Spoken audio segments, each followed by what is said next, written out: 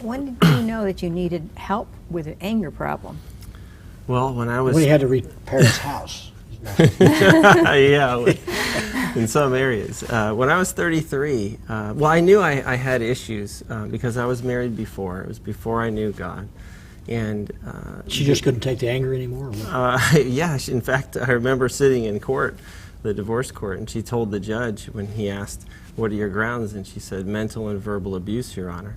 And she was right to an extent. Wow. I mean, I think almost anybody can be verbally abusive or mentally abusive. Anybody that's hurtful is being abusive, essentially.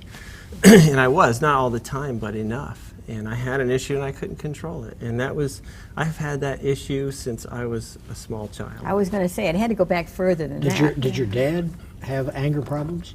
My dad is someone who I think is more reserved.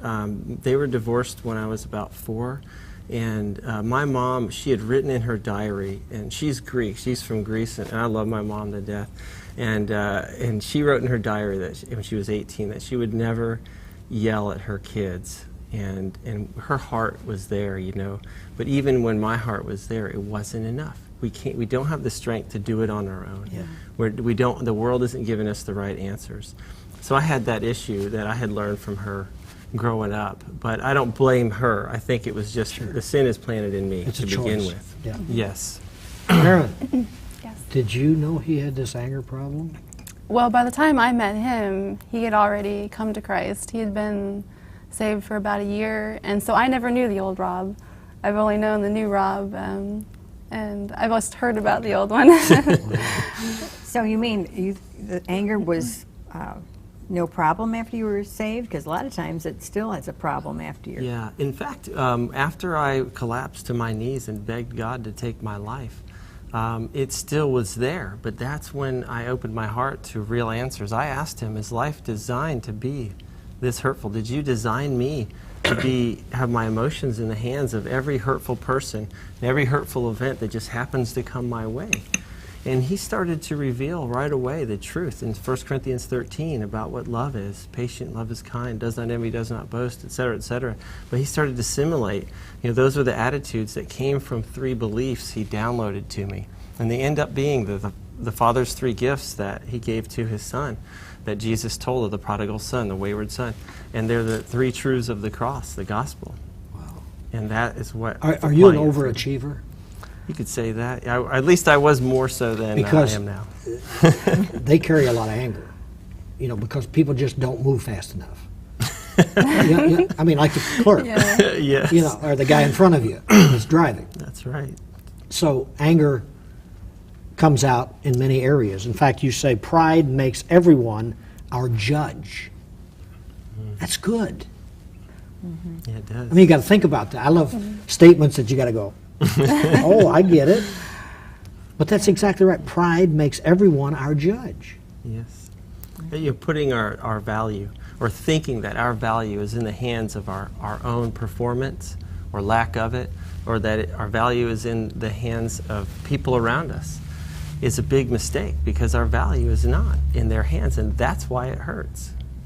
Mm-hmm. This, you said, I used to thrive on succeeding and the affirmations of others. Yes. I like those pats on the back. I like to succeed. I felt like, I'd build my value on it, like little stacking blocks, building blocks.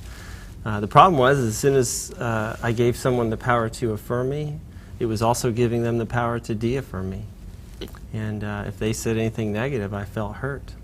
Any hurtful thing that came my way, I was their emotional slave, essentially, or my own failings and shortcomings.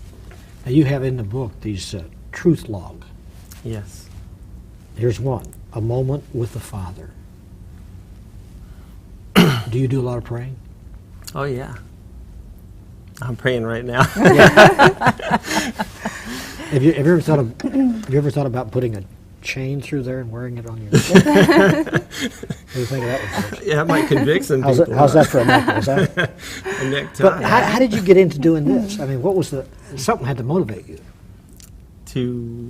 To what? to I'm carry a sorry. cross with you. Oh, I don't carry it with me. Oh, you don't? Well, I saw you walking out. And I gotta confess.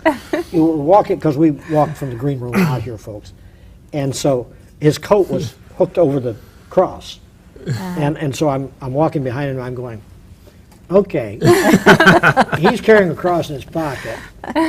He's going to do something with that cross. I'm just sure. I'm not going to hit anybody with it, I promise. But he didn't know it was going to fall out of his pocket when he stood up.